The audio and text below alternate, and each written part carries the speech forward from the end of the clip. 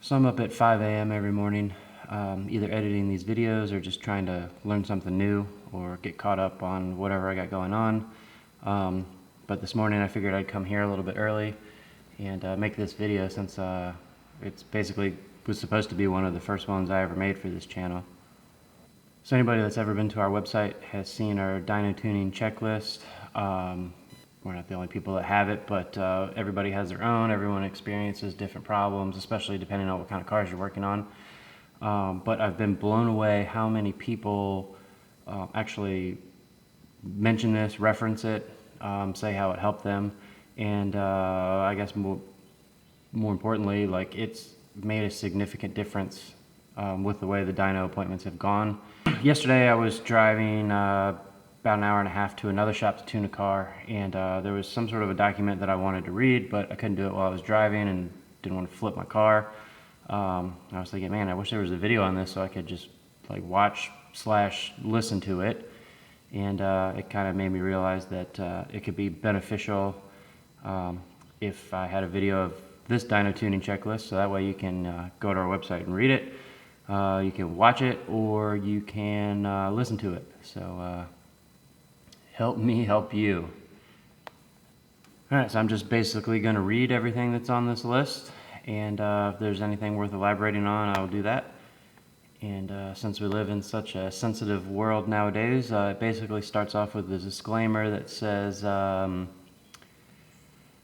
I'll just read it. Here's a basic checklist to go over before scheduling your dyno appointment. We will update this list from time to time. Any issues listed above have been a problem on numerous vehicles in the past, so if you have experienced any of these issues during your dyno session, we are not singling you out. These are all common issues. The point of this list is to save everybody time and save you money. Yeah, pretty self-explanatory. Again, if you had any problems and you think I'm talking about you specifically, I'm not. Every one of these problems has happened countless times, and the entire point of this is to save everybody time, which saves everybody money, and everybody likes saving money. Alright, first up on the list is wheel lock key. We have hub dyno, so we have to take the wheels off of your car in order to put it on the dyno. We will have to take the wheels off of your car in order to put it on the dyno. Please make sure you bring your wheel lock key and that you know where it is in the vehicle. It happens too far often that a half hour or more is spent digging through the trunk of a car trying to find the wheel lock key, wasting everybody's time and money. Again, self-explanatory. If we spend a bunch of time going through your car looking for your wheel lock key, it's just taking away time from tuning your car and potentially costing everybody money. People think I'm joking when I say this one, but make sure you have enough fuel in your car. You use a lot of fuel on the dyno, there will be up to a half-hour labor charge, plus the price of fuel if we have to go and get gas for your car once it's on the dyno. If you are tuning on one type of fuel, I would suggest having a minimum of a half tank of gas. If you are doing multiple fuels like pump gas and race gas, or pump gas and ethanol, we typically suggest you have between a quarter and a half tank, depending on the setup. If you're not sure, please ask. So again, if it's a 4-cylinder car, you might be able to get by with a quarter tank of gas, especially if it's a simple setup. Just take a few pulls and before we switch fuels. Some of the domestic stuff can use a lot more, especially on ethanol. So if you're just unsure, like, just ask and we'll tell you how much fuel to keep in the car. When you need to drain the fuel or whatever and you got 2,800 gallons of fuel in it, it sucks. If you're doing a flex fuel tune, you want to start with fresh 93 octane in the tank with no ethanol added, so just the 10% that is kind of standard in the fuel. The 93 octane tune will be performed first, then you'll switch to ethanol. If you're doing a dual fuel tune and need to drain the fuel from your tank, if at all possible, bring whatever you need to drain the fuel and bring containers to drain the fuel into. It typically works best to have some sort of long hose with required fittings to run the pump and drain the fuel from the pressure regulator into your containers. Again, if you're not sure, please ask ahead of time. So basically the easiest way to drain the fuel is to pull the return side off of the fuel regulator, run some adapter fittings and a hose, what typically it's like -6, -8, -10, depending on power levels, and then start the car, actually let it run, and just drain the fuel back into the fuel jugs rather than into the gas tank. It doesn't work on every car, but it does on most. If you bring the stuff needed and you can drain your fuel yourself, or whatever that is, it makes everybody's life a lot easier. So not everybody's able to do that, but the ones that are, it's greatly appreciated. All right, this is one of the more frustrating ones, especially if your car sat around for a long time and you just got it up and running again. This happens a lot. So please make sure your vehicle has a battery that is in good working condition and isn't old and worn out. During your tuning session, the vehicle will be in a key-on, engine-off state for extended periods of time, especially on vehicles that require ECU flashing. If we have to stop to recharge your battery, there will be an additional fee. We do not want to charge you an additional fee. We just want you to have a working battery. We cannot complete the task if the battery is not working properly. It probably goes without saying, but also make sure your vehicle's charging system is working properly. 16-volt cars or cars with no alternators, please bring whatever charging setups you have with you. Self-explanatory. If we have to spend 3/4 of our time charging your battery and everything rather than tuning, it's just not good for anybody. Just trying to go through these pretty quick to not make this painfully long. Please show up with the vehicle ready for tuning, and if it's not ready, let us know ahead of time. It happens all the time. There's a car that comes in for tuning, then at that point they'll let us know that the boost controller still needs to be installed, or the wideband isn't hooked up, or the oil needs to be changed. We schedule multiple cars per day frequently, so if you show up not ready and still need parts installed, etc., it may require you to lose your appointment and to reschedule for a later date. Either when you're ready and have finished everything, or if we have time to install the parts for you. I guess it also goes without saying, like, your dyno in session doesn't include installing parts.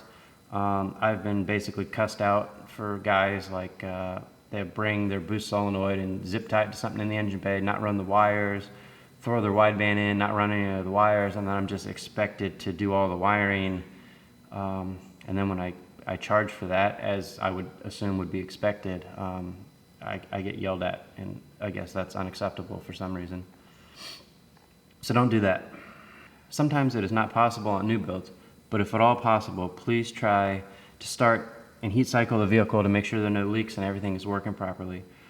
One commonly overlooked thing we see pretty frequently is thermostats that are not opening, and it can be a big pain to address this when that happens.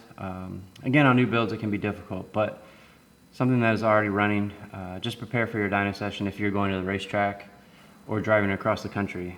Spend a little more time and effort before your tuning appointment. It'll save you a bunch of time, headaches, frustration, and money.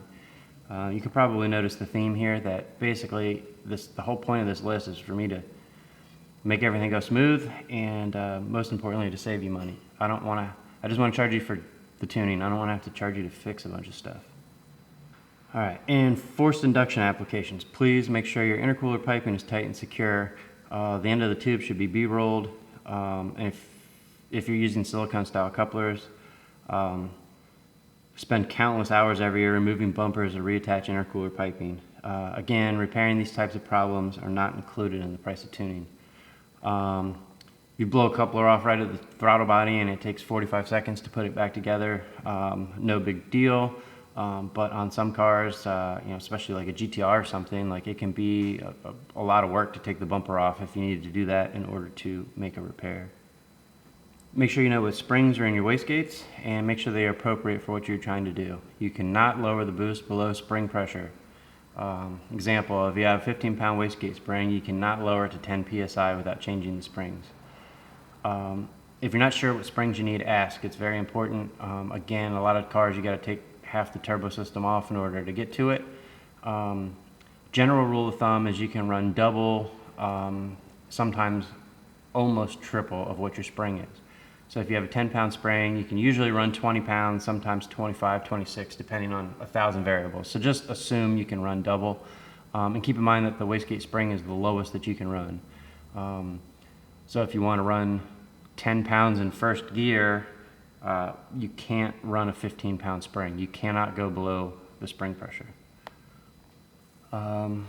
Next up, we got use 3-port boost solenoids when possible.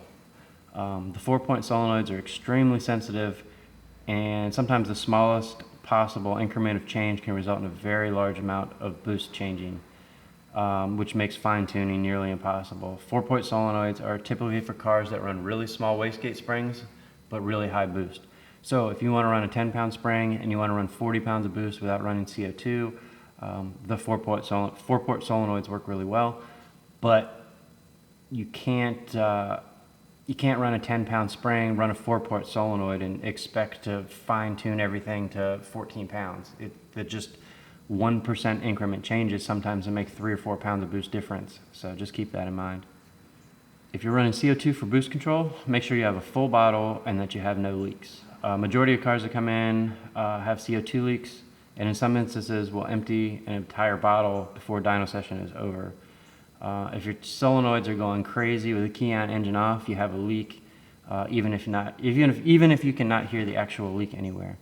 So basically, when you say you're running a Boucheleche or a Holley or AMS 1000, AMS 500, whatever controller you're running, when you power up the system, the solenoid should be basically silent. You might hear them like click like once or twice here and there, but if you continuously hear the solenoids clicking, then you have a leak. It might not be like an audible CO2 leak. It's not going to sound like an air hose, from an air compressor.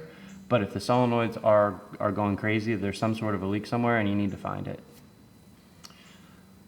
Make sure your vacuum lines are secure and properly routed. Vacuum line popping off of a fuel regulator can destroy an engine. And improperly routed boost control hoses can make the boost go to maximum, which would also result in engine damage. If you're not sure that you have them correct, let us know before we get started and we can double check them. Basically what I mean by that is guys won't guess or not be sure of themselves when they install the vacuum hoses, and they won't say anything until it becomes a problem, as to where if they would just let me know, hey, can you double check my vacuum lines? I'm not sure if they're correct, before we start making any runs. Just like everything else, it'll save a bunch of time and money. Spark plugs. Please make sure you have the correct spark plugs in your vehicle and that they're in good shape. Most of the 4-cylinder cars, the plugs can be swapped in just a few minutes and it's not that big of a deal, but some of the V8 cars can take an hour or more. Do not install your new spark plugs and then start and drive the vehicle if it's running poorly, especially if you just installed new fuel injectors and have not calibrated the ECU for them yet. Simply starting the car and driving it onto the trailer can be enough to kill the plugs, and they'll need to be replaced again. You have probably noticed a trend by now, but changing spark plugs is not included in the price of tuning, except for some 4-cylinder cars like Hondas that just take a few minutes. So you just put your new fuel injectors in your garage, you just put your new spark plugs in. Now you want to drive it out of the garage, throw it on the trailer, and take it to the dyno. The concept sounds great, but it might be not good for your plugs. So if you want to do it that way, normally we would suggest either pushing or getting the car onto the trailer without starting it, and then once you get to the dyno, we can push it inside so that you don't wipe the plugs out before you even get a chance to use them. Supercharged applications. It's usually not a bad idea to install a new belt before you go to the dyno, or you bring a new belt with you as well.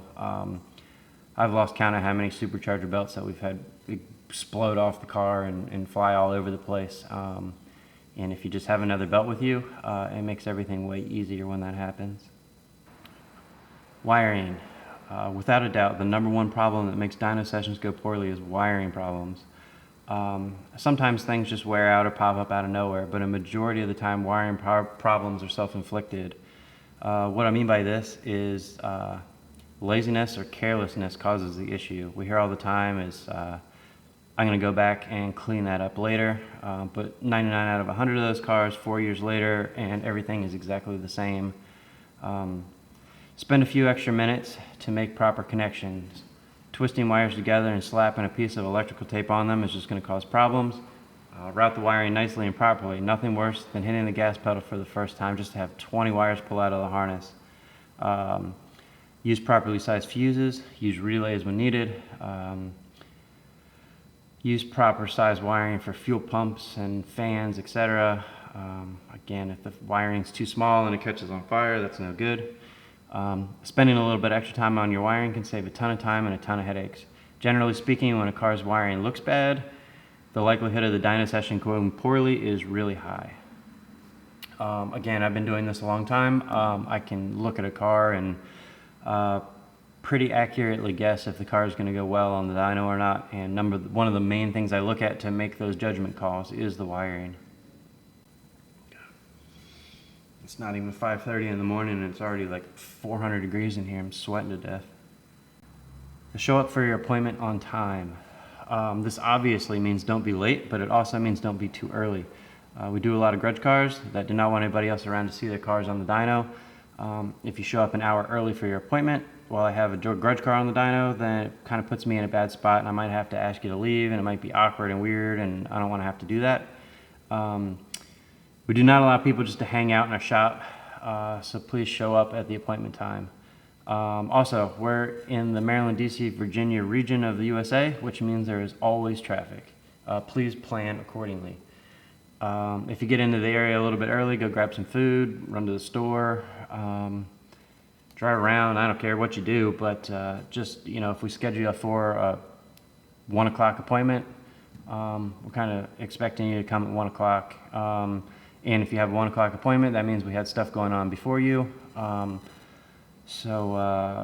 just please come at the time that you're asked to come. Cancellations and rescheduling. We try to schedule our appointments in a way that eliminates cancellations and rescheduling. It can make scheduling a little frustrating, I know, but it's far less frustrating than having to schedule each appointment a bunch of times, which used to happen endlessly. If something does come up and you need to reschedule, please let us know as soon as possible. If you are no call, no show, and then try to reschedule again in the future, yes, this actually happens. You'll be required to pay for your tuning appointment ahead of time. So keep that in mind. Those situations, those appointments and those payments will be non-refundable. So basically, if you tell me you're coming on Thursday at 2 o'clock and Thursday at 2 o'clock comes around and I haven't heard from you, you never show up, you never let me know, you just, if you decide you want to try and reschedule, regardless of what the reasoning is, you just have to pay ahead of time for the next appointment. And if you're a no call, no show again, then sorry. I keep my dyno booked full all day, every day. So when you don't show up, now I have an open spot that I can't fill. So it's unfair to everybody else because people have to wait longer than they needed to. And now I'm at work and not getting paid for it. So that doesn't happen often, but just please don't do that to me. All right. Have realistic expectations. Believe it or not, not everything you see on Facebook or YouTube is true. Make your horsepower goals realistic, and also keep in mind that different dynos read differently. There are tons of shops that are known for manipulating dyno numbers and particular brands of dynos that make that very easy to do so. We highly suggest not getting caught up in the numbers. Having a fun, reliable car is far more important. Self-explanatory again, but if you see a shop that is making 100 horsepower more than every other shop, it's probably not accurate, and you're not going to make 1,500 horsepower on a setup that's designed to make 700 horsepower. So just be realistic with your goals. That way you're not going to end up disappointed. And then we'll kind of finish this off with, I know you do not want to come to the dyno, have to spend more money than you planned. We also do not want that to happen, so please do your best to be prepared. Things do happen. I always encourage people to have a couple extra dollars on hand. It's not a good situation when the car needs a little bit of work and there's just no funds able to do so. So if you come prepared, it'll just avoid those situations. So last but not least, if you have any other questions or would like any help or guidance, please contact us so we can make your tuning session go as smooth and as enjoyable as possible.